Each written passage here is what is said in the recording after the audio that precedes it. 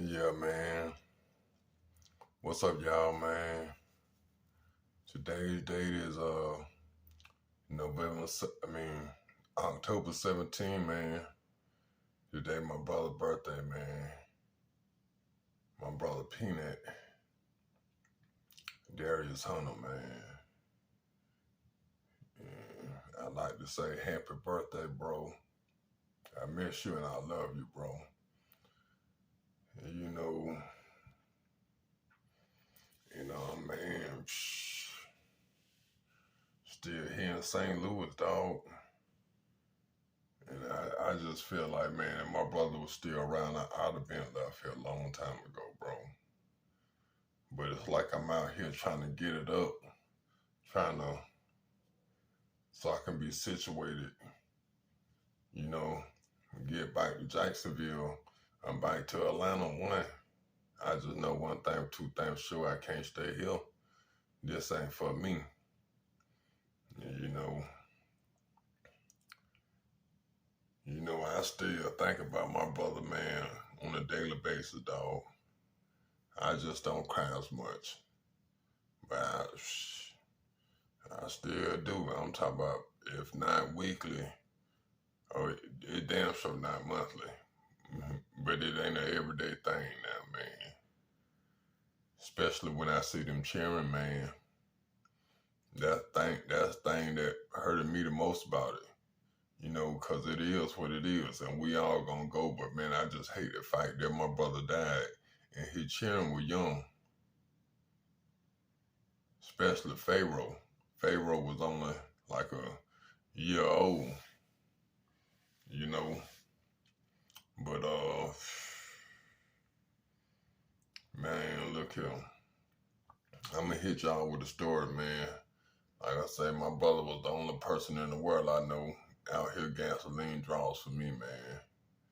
I remember back when we used to go back home to Atlanta for the summers, the guys in the neighborhood, our friends in the neighborhood, we used to hang with them at the park, Folk on the park right down the street from my house, from my daddy's house. That's in ground zero for the ABG gang, the blood gang in our neighborhood. But anyway, I remember my brother swung on the biggest dude at the park over me. And like I say, a lot of those guys, they was cool with us, but they used to hate on us. Cause this back in the days when the Miami boys was out, and us being from there, and they know that, but they know we live in Florida. They thinking that just cause we live in Florida, we got it good. But we try to explain to them, we only got it good up here. When we back in Florida, we just like y'all. Except for our mama ain't smoking crack. You know what I'm saying? And back in them days, man, in Atlanta, man, you were lucky if you only had one parent smoking. Let alone both of them. Let alone all your aunties and uncles. So the guys in the neighborhood, they used to try to hang around us because they know we had money. And they know if we went to the store, they knew we were generous. We used to look out for our friends. Even years later when my daddy stopped letting us hang with them boys, it'd be only certain guys he'll let come down to the house, say like Lil Mario from off Atlanta Avenue. We'll go to school shopping, we got money, we'll buy him something. So they know if they went to the store with us, we'll buy them something.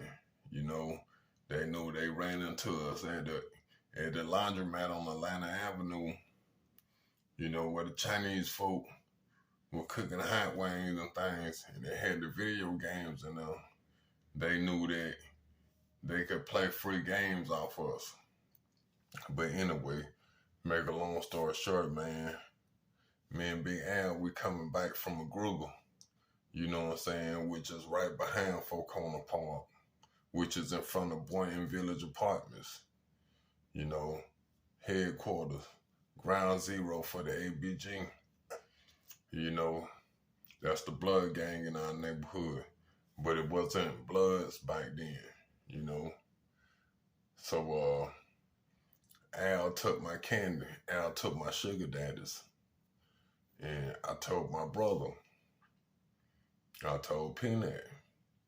And Peanut confronted Al about it. And he was like, you took my brother candy this, that, and the third.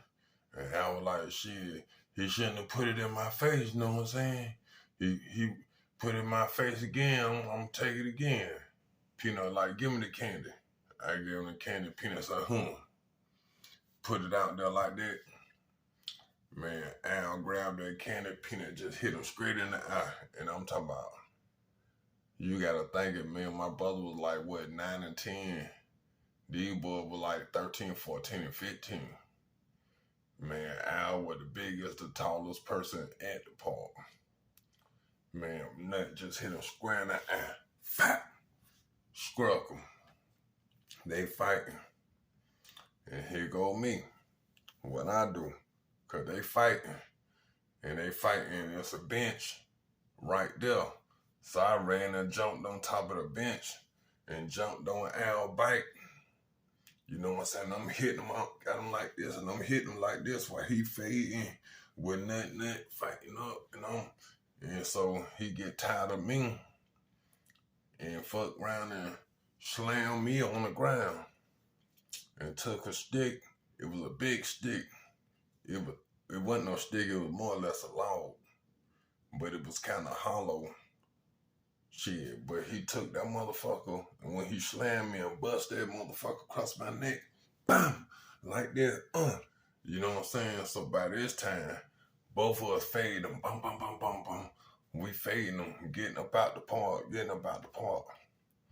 So we fought Big Al all the way up out the park, and got to the end of the park, and that was like, I'm tired of y'all pussy ass Atlanta niggas trying us. Fuck y'all. So we continue walking to the house. And a lot of time what we'll do, man, when we used to get into fights, you know, of course our adrenaline going, we hyped up. You know what I'm saying? Hopefully, you know, when we get to the house, we'll take a little minute before we get a few houses to our house, and we'll calm ourselves down. You know, so our daddy won't know we been fighting. And if we got any bruises or anything, we'll just avoid them, just kind of, you know what I'm saying? So he don't notice that. Because, man, I'm telling you, man, I done seen my daddy pull guns on them dudes about fighting with us. And these, like I say, 13, 14, 15. So we learned quick, hey, don't tell him we been fighting. Because we know how he gonna react. The very next day, walking back from Grugel, here go David. He rolled by and threw a rock. I ain't gonna say a Peanut, but I'm just saying he threw a rock at us, but I think it probably hit Peanut. So Peanut began chasing him because he was on the bicycle. And so we chasing after him. After a few seconds into it, I was like, man, don't even worry about that, man. Come on, let's go on to the store. We go to the store, which the store is right behind the park. And David stay in front of the park. So we coming back. I don't know if we took that cut behind this little house by the E-Man's house or whatnot, or did we just come straight up Haygood to Crew, because that's the street we stayed on, Crew. But anyway, walking back down Crew, David now rolled up on a bicycle, jumped off. He jumped off, pushed bro. You know what I'm saying? And you know how back in the days, I don't know, the youngsters fight like this no more. But back in the day, when you was scared to push somebody back and they push you, you kind of like push off. So after 3 times him pushing Peanut and Peanut pushing off, he realized he opening up his set. And before you know it, nothing I fired on him. Bum, bum, bum, bum, bum, bum. So once again, they fade. And here it is. Like I say, there's somebody, if Peanut was 10 years old, there's somebody 13, 14 years old. And as a kid, that make a difference. As a grown man, it don't make a difference between somebody 20 and 24 years old. It makes a difference when you 10 years old or 9 years old and this kid is 15 or 14 years old. That makes a big difference. You know, so they fade. And here go me. I done dropped my bags. I run up, I found them, boom. Then I step back, let them fade, let them fade, let them fade, run up again, boom, hit them again. Probably about the third time me jumping in and sneaking a blow, he decided to focus on me. And why did he do that? Because I was the master of the trip move back then. So he decided to focus on me and cut my way. So I'm fading back, you know, oh, boom, sweep the feet, boom, I done tripped him, boom. Soon as he hit the ground, Peanut grabbed his legs and went to dragging him. I'm kicking him, boom, boom, boom, boom, kicking him. We whooping him, beating on him, you know what I mean? And what's so crazy, Miss May Helen stayed right across the street. And she was also the director. Her and Miss Lee, you know, they used to be the directors over the cheering at the park, you know, at the park, the Rick McDivitt Center, you know, because they used to get a free lunches. You know, we'd hang out at the park from this time to this time. It was kind of like, wasn't like no camp thing, but from this time to this time, they up here with us. Anytime after that, it's just whatever, you know. But anyway, we beating on them. And me and May Helen come out the house. She like this, you better leave them boys alone for their daddy shoot you in the face. And we dragging and stomping him. With all that said, man, that all started over Big Al taking my candy. You know, and me telling bro. And then went to swabbing with him. Then he go the next day, David want to come with it. You know what I'm saying? Now Al whooped both of us. I mean, he was bigger than both of us, but we sure put up a fight with him. You know what I'm saying? We was on them. We was stinging like bees. We was stinging like wasps. But David, it wasn't his day. It wasn't his day. Man, I'm telling you. I wonder how my life would be right now if my brother was still living. But that's one of the reasons I came out here to St. Louis, because at that point in my life, I became too dependent on my brother. And I felt like I had to get away from my brother to come up, because at the time, bro wasn't doing what he used to do the way he was doing it. And if he was doing it, he'll do it with somebody else rather than making sure. I mean, I don't know, but I just didn't see me coming up. And as long as he had that store in that neighborhood, even though I knew I can get this job here or this job there and make more money, which I wasn't getting paid. You know what I'm saying? If I wasn't getting no car washes, because I wash cars at the store, if I wasn't washing no cars whenever anybody was up there so I wasn't getting no money. I was just basically running my brother's store all day, living in one of his houses, driving one of his cars. So I came out here because I just felt like, you know, like I said, I was trying to have a car wash. But if you're not really there, then I cannot see me running my car wash outside the store be successful. You know what I'm saying?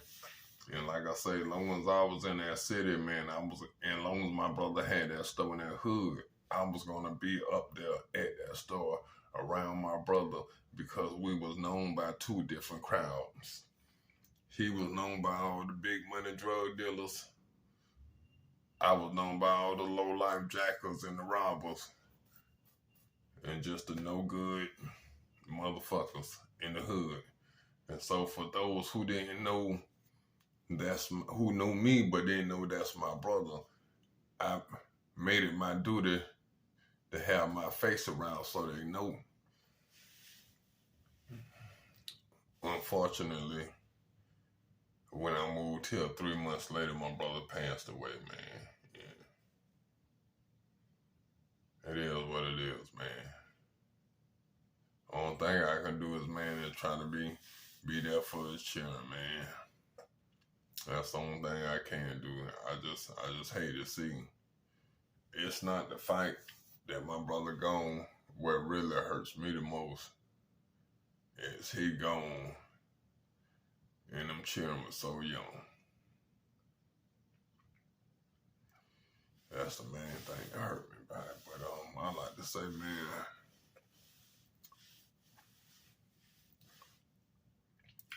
happy birthday, man. I love you, bro. And that's what it is, man.